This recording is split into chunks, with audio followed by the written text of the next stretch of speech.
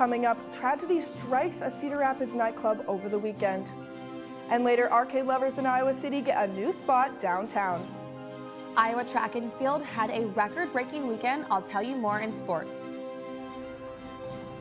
Well, the temperatures are rising, but will the sun stick around? I'll tell you more in weather. All that and more coming up on this Monday morning edition of DITV News. Don't go anywhere. DITV News starts right now.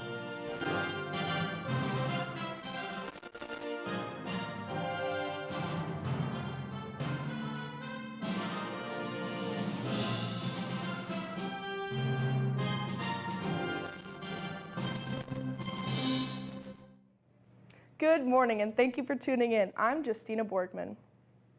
2 people were killed and 10 were injured during a shooting at the Taboo nightclub lounge in Cedar Rapids. Police responded to the shooting around 1:27 Sunday morning. Investigators believe 2 male shooters fired more than a dozen shots, and they believe that this was not a gang-related attack, but rather a, quote, targeted incident. One survivor remains in critical condition, while other injuries range from serious to minor.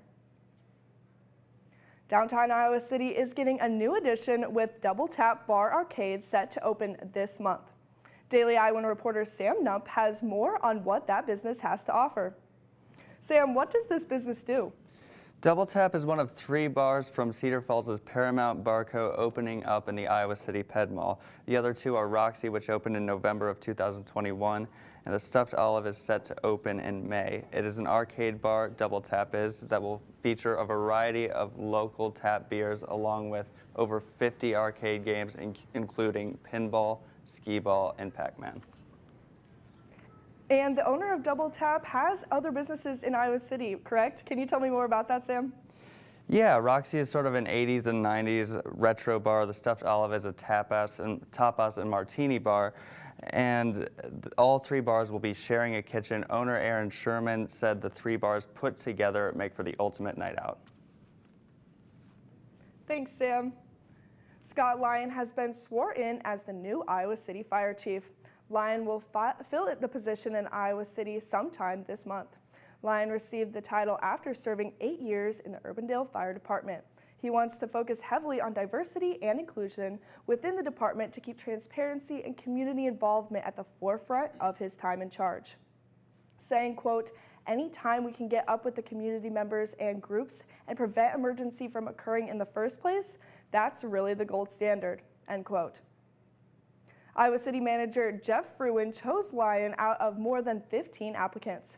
The Iowa City Council approved him unanimously.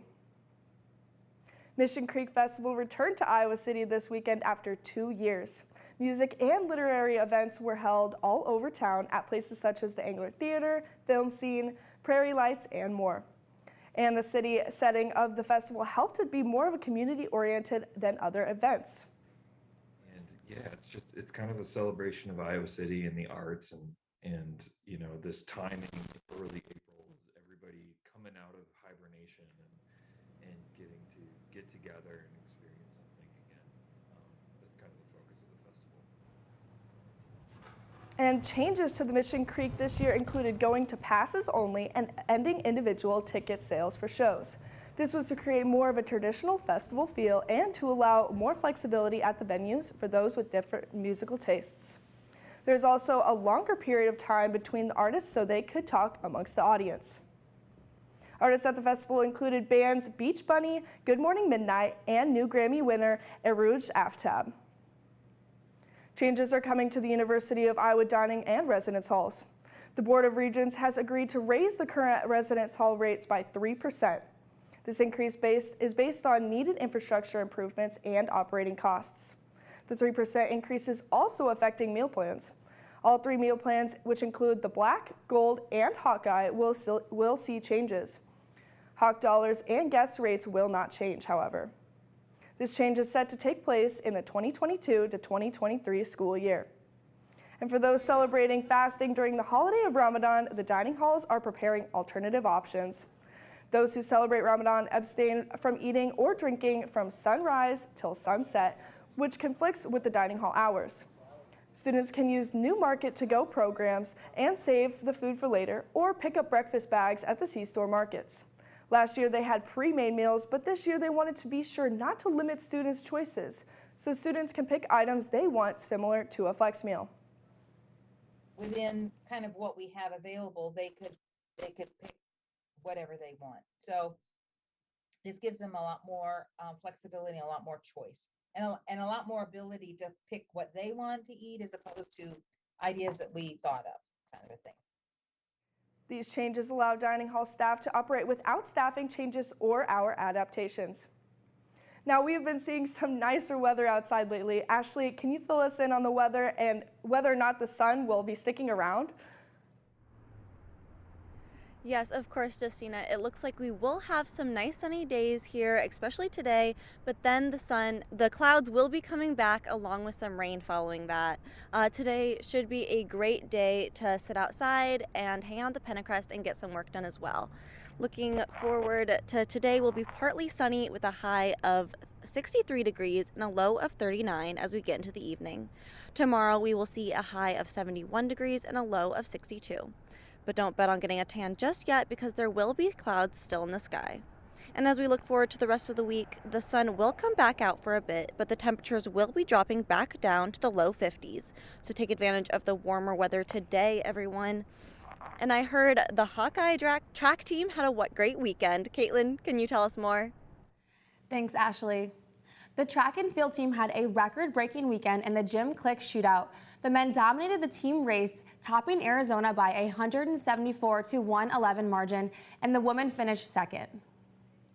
Freshman Genoa McIver ran an NCAA leading time of 44.74 in the 400 meters. With this time, McIver broke the school record, setting the #2 time in the world for 2022. Head coach Joey Wood said, McIver is an amazing talent, just as impressive as his work ethic and dedication to taking care of himself every day so he can perform at his best when it counts. Iowa heads to California for the Mount St. Sac Relays in Ontario next week. The Iowa baseball team fell to Illinois in their series this past weekend. This loss snaps the Hawkeyes' 2-series win streak, leaving them 3-3 in the Big Ten.